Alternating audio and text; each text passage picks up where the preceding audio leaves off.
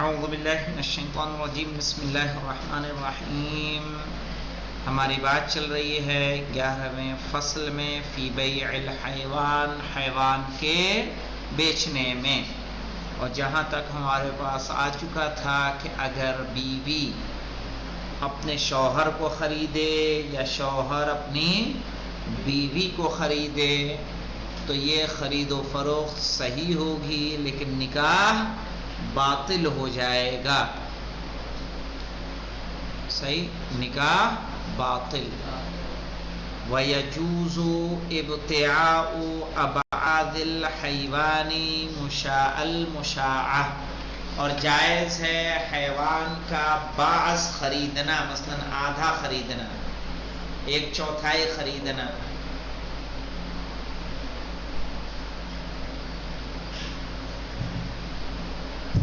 مثلا فرقان، چراغ، شارب اور غلام علی مل کے ایک بکرا لے آئے.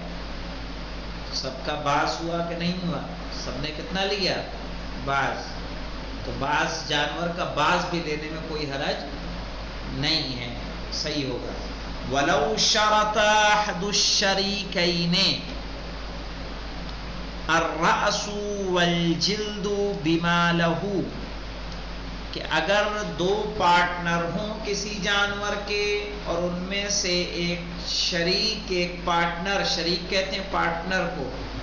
وَلَوْ شَرَطَ أَحَدُ الشَّرِيكَيْنِ، اگر شرط رکھیں دونوں میں سے ایک پارٹنر، الرَّأْسَ وَالْجِلْد، کھال اور سر، بِمَا لَهُ، جو کہ وہ اس کے لیے ہوگا،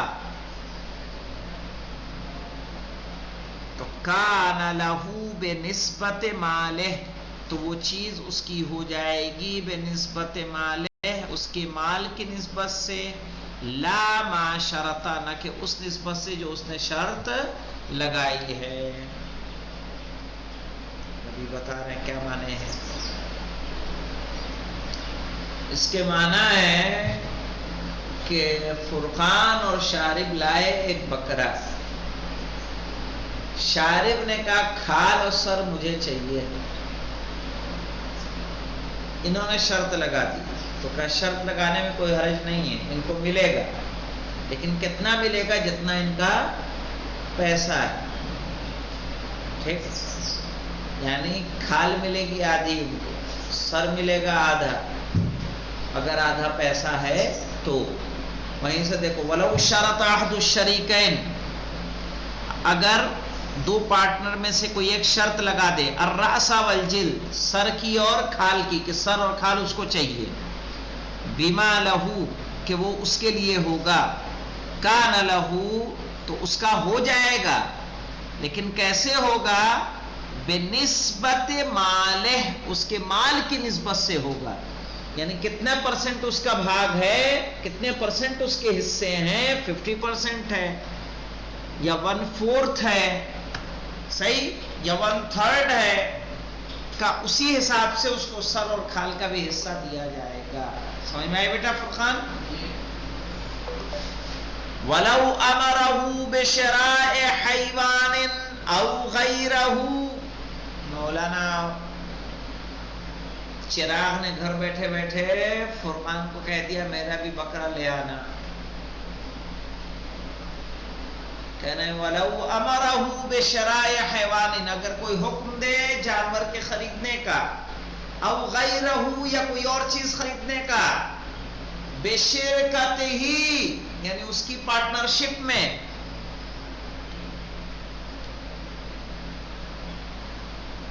صح، تو اس طرح سے خریدنا صحیح ہوگا. وَلَازِمَهُ نِصْفُ الثَّمَن، لیکن اس کے اوپر آدھی قیمت کیا ہو جائے گی؟ لازم آ جائے گی. ابھی بتا رہا ہوں کیا مطلب ہے اس کا.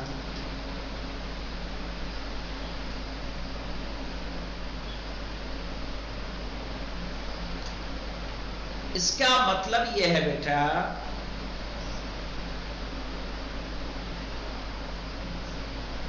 کہ چراغ گئے تھے بکرا خریدنے، فرقان نے چراغ کو فون کر کے کہہ دیا ایک بکرا لے لینا، آدھا حصہ میرا. کہا میرے تمہارے پارٹنرشپ میں ایک بکرا لے لو.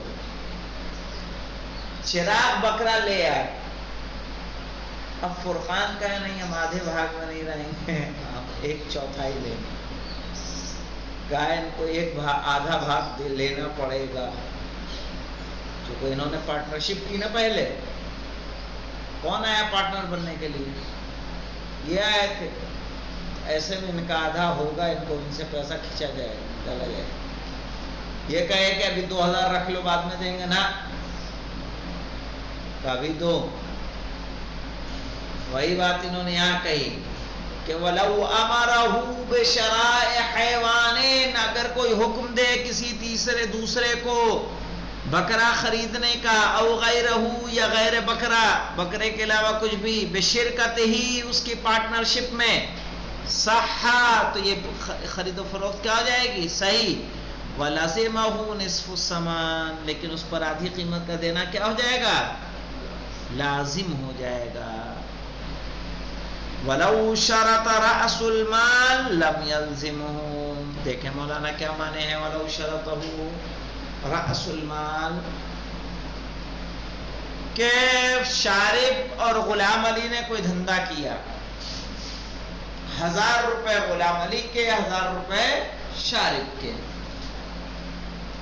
غلام علی نے کہا فائدہ ہوا تو ہم دونوں کا آدھا آدھا، اور نقصان ہوتا ہے تو تمہارا، میں اپنی پوری پونجی واپس نکال لوں گا. کہا یہ صحیح نہیں. وہی بات دیکھیں نا، وَلَوْ شَرَطَ رَأْسُ الْمَالِ، رأس المال کہتے ہیں پونجی کو بیٹا. رأس المال پونجی، یعنی اصل مال جو ہوتا ہے، سمجھتے ہو پونجی جانتے ہو جی تم شارب؟ کوئی دھندا جتنا پیسہ لگا کے کیا جائے، جیسے 1000 میں نے ملایا، 1000 آپ نے ملایا، 2000 روپے میں ہم نے کوئی دھندا شروع کیا. ہم کہیں گے سادہ فائدہ ہوگا، 500 روپے کمایا تو 250 میرے 250 تمہارے، اور فائدہ نہیں کمایا تو میرے 1000 کے 1000 پورے دے دینا، نقصان میں حصے دار نہیں ہوں. تو کہا یہ شرط صحیح نہیں ہے. سمجھ میں آ گئی بات؟ کہہ رہے وَلَوْ شَرَطَ رَأْسُ الْمَالِ، اگر کسی نے پونجی کی شرط لگا دی ہو کہ پونجی مجھے چاہیے ہی چاہیے، لم يلزمہ، تو یہ چیز لازم نہیں آئے گی، یعنی اسے ایسا نہیں کیا جائے گا. اب آگے دیکھیں ایک نیا مسئلہ ہے جو آج کے دور میں موجود نہیں ہے، پھر بھی لیکن مسئلہ ہے تو چلیے پڑھ لیجئے. ویسے تو میں چھوڑوا دیتا ہوں اس طرح کے مسئلے. وَعَلَى الْبَائِعِ، اور بیچنے والے پر، استبراء الامت قبل بیعها بحیزۃ ان کانت تحیز، کہ اگر بیچنے والا ہے استبراء الاما، اما کہتے ہیں کنیز کو، کہ وہ کنیز سے بری ہو جائے، یعنی الگ ہو جائے، قبل بیعها، اس کو بیچنے سے پہلے، بحیضۃ، ایک حیض، ان کانت تحیض، اگر اسے حیض آتا ہے. اب یہاں استبراء سے مراد کیا ہے؟ استبراء سے مراد یہ ہے کہ اگر کسی کے پاس کنیز ہے اور اس نے اس کنیز کے ساتھ جمع کیا ہے، تو اسے چاہیے کہ اس جمع کو کم سے کم ایک حیض آنے تک کیا کرے؟ ترک کر دے، تب اس کو بیچے. سمجھ میں آئی بات؟ اگر حیض نہیں آتا کسی بیماری کے سبب یا عمر کے سبب، وَإِلَّا فَخَمْسَةٌ وَأَرْبَعِينَ يَوْمًا، تو پھر کتنے دن استبراء کرے گا؟ 45 یومن، 45 دن، کہ 45 دن اس سے جمع نہ کرے اور اس کے بعد اس کو بیچ دے.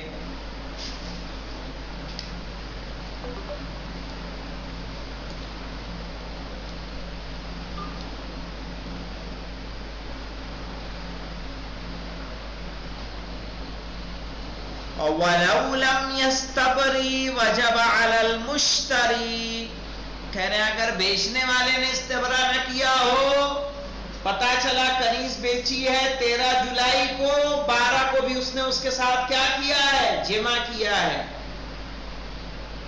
تب یہ کون استبرا کرے گا اس سے؟ وجب علی المشتری، تو خریدنے جو کنیز خرید رہا ہے اب اس پر واجب ہو جائے گا کہ وہ کیا کرے؟ اس کے ساتھ جمع نہ کرے کم سے کم 1 حیض یا 45 دن۔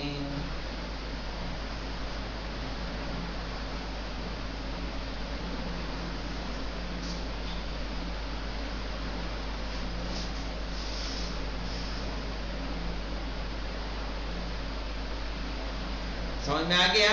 وَيَسْقُطُ، یعنی یہ استبرا ساقط ہو جائے گا، فِل یائستے، یائسہ اسے کہتے ہیں ایسی خاتون جسے حیض نہیں آتا،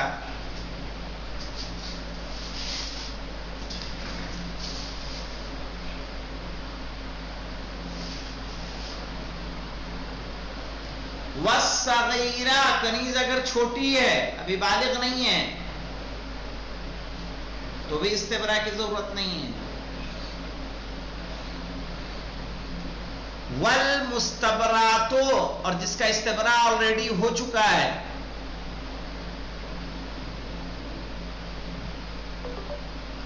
وَأَمَةُ الْمَرْأَةِ، اگر کوئی عورت کی کنیز ہے، اس کا کنیز مرد نہیں ہے، اس کا آقا مرد نہیں بلکہ کیا ہے؟ عورت ہے،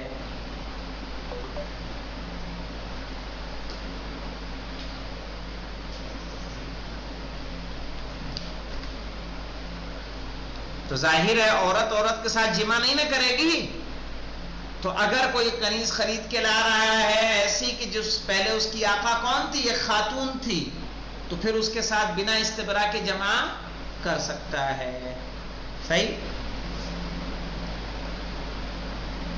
وَلَا يَطَعُ الْحَامِلُ قُبُولًا إِلَّا بَعْدَ مَضِيعِ 4 أشهر و10 أيام، اور جمع نہیں کرے گا، ٹھیک ہے، حاملہ کنیز سے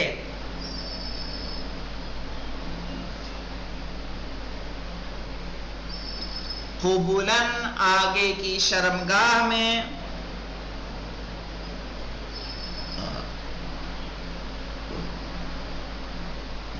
بعد مضیء الا بعد مضیء 4 أشهر و10 أيام، سوائے اس کے کہ اس کو حمل کو 4 مہینہ 10 دن گزر جائے،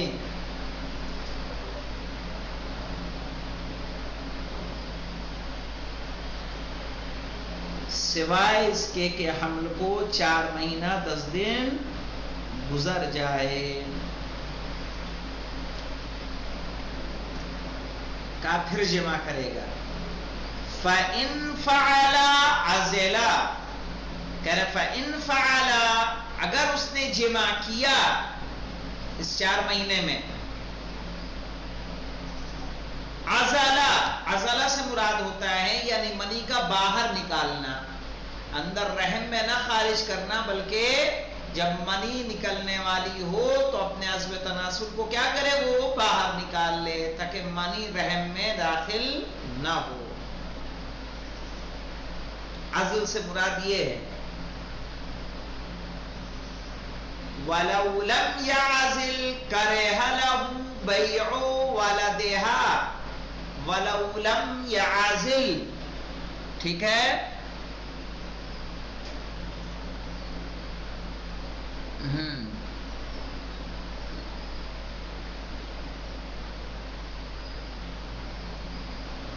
وَلَوْ لَمْ يَعْزِلْ، اگر آپ نے عزل نہیں کیا یعنی منی باہر نہیں نکالی، اندر رحم میں نکال دی، کَرِهَ لَهُ، تو اس کو مجبور کیا جائے گا، بَيْعُ وَلَدِهَا، اس کے بچے کو بیچنے پر، کیوں؟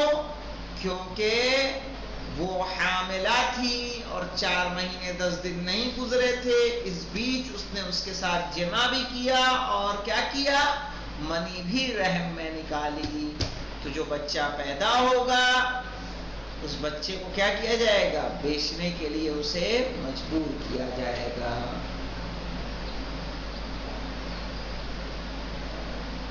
اور پڑھا دیں تھوڑا سا دیکھ لیں. وَيُسْتَحَبُّ تَغْيِيرُ اسْمِهِ. پتا چلا غلام علی ایک غلام خرید کے لے کر آئے ہیں. کہیں گے یستحب تغییر اسمہ، تو اس کے نام کا بدلنا کیا ہے؟ مستحب ہے کہ اس کا نام پہلے جو تھا اب کوئی اور نام اس کا رکھ دیا جائے. وَإِطْعَامُهُ شَيْئًا مِّنَ الْحَلَاوَةِ، اور مستحب ہے کہ اسے کوئی میٹھی چیز کھلائی جائے.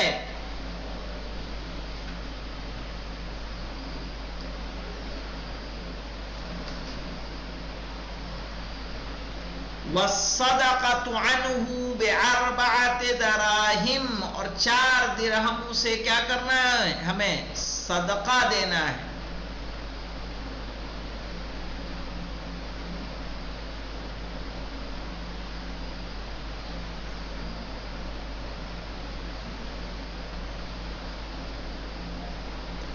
وَلَا يُرِيهِ، کیا پڑھیں گے اس کو؟ وَلَا يُرِيهِ ثَمَنُهُ فِي الْمِيزَانِ، اور غلام کو اس کی قیمت ترازو میں نہیں دکھائی جائے گی. یعنی اگر غلام کو آپ 1 کنٹل گیہوں کے بدلے خرید رہے ہیں تو جب اس کے بدلے گیہوں دے رہے ہیں تو اس گیہوں کو اس کے سامنے نہ تولا جائے. جو قیمت دے رہے ہیں اس غلام کی، اس غلام کے سامنے ادا نہ کی جائے.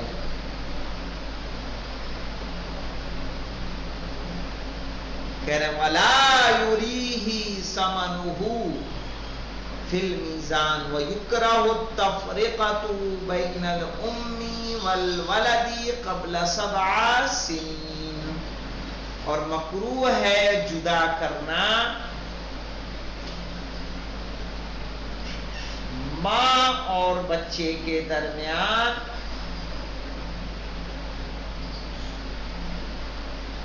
7 سال سے پہلے. یعنی اس سے پہلے کہ بچہ کئے سال کا ہو؟ 7 سال کا ہو. کیا کرنا ہے؟ مکروہ ہے کہ ماں اور بیٹے کے درمیان کیا کیا جائے؟ جدائی کی جائے. یہ کس کے لیے آ رہا ہے؟ کنیز کے لیے. یہ احکام کس کے ہیں؟ کنیز کے ہیں. اور دیکھ لیں وَلَوْ ظَهَرَ اسْتِحْقَاقُ الْأَمَةِ بَعْدَ حَمْلِهَا انْتَزَعَهَا الْمَالِكُ. مولانا پتا چلا زید نے عمر کو ایک کنیز بیچ دی. کس نے بیچی؟ زید نے عمر کو کنیز بیچی، لیکن وہ زید کی نہیں تھی، وہ پکڑ کے لایا تھا کہیں اور سے. وہ کنیز کسی اور کی تھی. تو وہی کہہ رہے ہیں وَلَوْ ظَهَرَ اسْتِحْقَاقُ الْأَمَةِ، اگر ظاہر ہو جائے کنیز کا حق بعد حملها، اس کے حامل ہونے کے بعد، یہاں تک کہ وہ حاملہ ہو گئی. یعنی شارب لائے کنیز خرید کے، شارب کنیز خرید کے لائے، اس کے ساتھ انہوں نے جمع کیا، وہ حاملہ ہو گئی. بعد میں پتا چلا کہ جس سے خریدی ہے اس کی نہیں تھی، کسی اور کی تھی. انتزعها المالک، تو اس کا مالک اس کو کیا کرے گا؟ لے لے گا. یعنی آئے گا شارب کے پاس اور کہے گا لاؤ میری کنیز دو.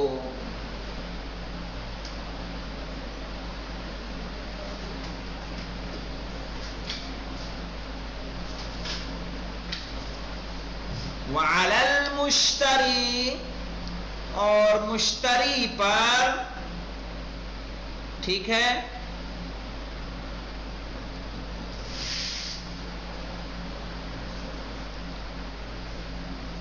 قیمتها ان كانت بکرا وَإِلَّا فَنِصْفُهُ وَقِيمَةُ الْوَلَدِ يَوْمَ سُقُوطِهِ حَيًّا. تو مشتری پر واجب ہے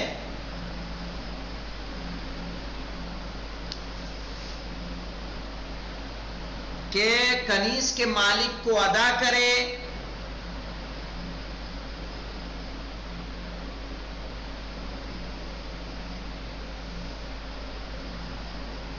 قیمتها کنیز کی قیمت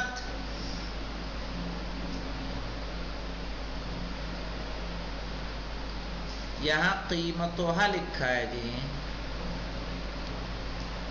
اور ہمارے یہاں تھوڑا الگ ہے.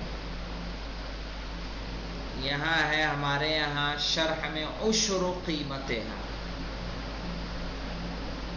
یہاں پڑھا دیں تو عشر بڑھائیں.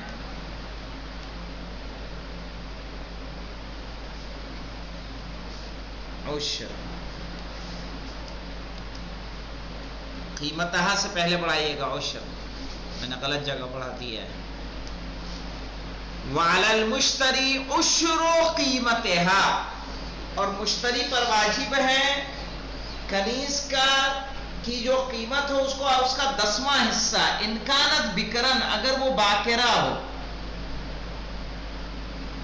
سمجھ میں آیا؟ وہ کنیز باکرہ تھی, ابھی تک اس کے ساتھ جمع نہیں کیا گیا تھا, پہلی مرتبہ جمع کیا تو کیا ہوگا؟ اگر اس کی قیمت 1000 ہے تو اس کا 10واں حصہ یعنی 100 روپے آپ اس کے مالک کو دیں گے. وَإِلَّا فَنِصْفُهُ اگر باکرہ نہیں ہے تو اس کا آدھا. نصفہ سے مراد نصف العشر 10ویں کا آدھا یعنی 1000 اگر اس کی قیمت ہے تو 10واں حصہ 100 تھا اور باکرہ نہیں ہے تو کتنا دیں گے؟ 50 روپے ادا کریں گے. سمجھ میں آئی بات؟ وَقِيمَةُ الْوَلَدِ يَوْمَ سُقُوطِهِ حَيًّا اور بچے کی قیمت بھی آپ ادا کریں گے جب وہ پیدا ہوگا زندہ سلامت.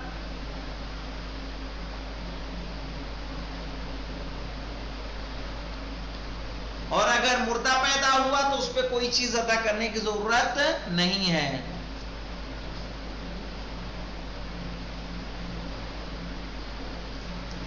یعنی لڑکا ہوا کہ لڑکی ہوئی, ٹھیک ہے, یعنی اب کیا مطلب پوری بات سمجھ میں آئی کیسے؟ جیسے ہم نے شارب کی مثال دی کہ شارب کوئی کنیز خرید کے لائے, وہ کنیز کسی اور کی تھی اور شارب نے آ کے اس کے ساتھ جمع کیا. تو اگر وہ باکرہ تھی, ٹھیک ہے, باکرہ تھی تو اس کی جو قیمت جتنی قیمت ہوتی تھی اس کا 10واں حصہ دیں گے شارب. باکرہ نہیں تھی تو 10ویں کا کیا کر دیں گے؟ آدھا. اب دیکھیے مسئلہ کیا ہے کہ اب جو انہوں نے جمع کیا تھا اس سے وہ ہو گئی حاملہ. حاملہ ہوئی, اب ایک دن تو نہیں نہ رہی, یہ کیا رہی, میں نے مہینہ رہی, 2 مہینہ رہی, بعد میں پتہ چلا کہ وہ کسی اور کی. وہ حاملہ ہوئی, اس کا مالک آیا, مالک لے کر چلا گیا. اب جب بچہ پیدا ہوگا تو کیا ہوا؟ لڑکا ہوا کہ لڑکی؟ غلام ہے کہ کنیز؟ اس کے اعتبار سے اس کی قیمت دیکھی جائے گی کہ اس کی بھی قیمت کیا ہے. وہ قیمت وہ مالک کو ادا کرے گا. وَقِيمَةُ الْوَلَدِ اور جو بچہ پیدا ہوگا اس کی قیمت یوم سقوطِهِ یعنی اس کے پیدا ہونے کے دن حیًّا وَيَرْجِعُ بِذَلِكَ كُلِّهِ عَلَى الْبَائِعِ اور یہ تمام کی تمام چیزیں دی جائیں گی مشتری کی جانب سے, ٹھیک ہے, کس کو؟ بائع کو.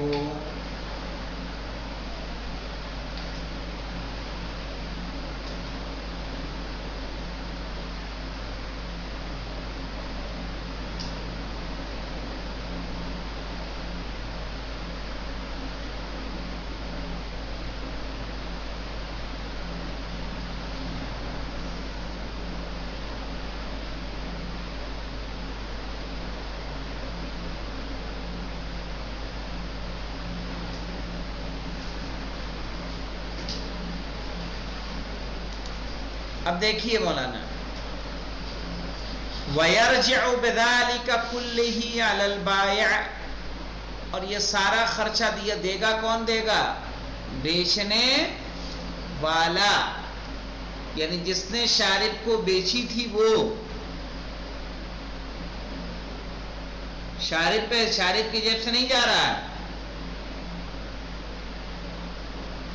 ان لم یکن عالم بالغصب، جب غصب کا شارب کو علم نہ ہو، وقت البیع، بیع کے وقت. صحیح، یعنی جب شارب نے خریدا، شارب کو نہیں پتا تھا کہ یہ کنیز غصب کی ہوئی ہے، بعد میں پتا چلتا ہے، تو جس سے انہوں نے لی تھی وہ تمام جریمے ہی ادا کرے گا. اور اگر غصب کا علم تھا تو پھر شارب ہی ادا کریں گے. ایک نمبر کا حاشیہ ہے، آئیے ایک نمبر کے حاشیے کو دیکھ لیتے ہیں. فی سائر نسخ اضافہ من اہل الحرب، جنگ والی کہاں پہ؟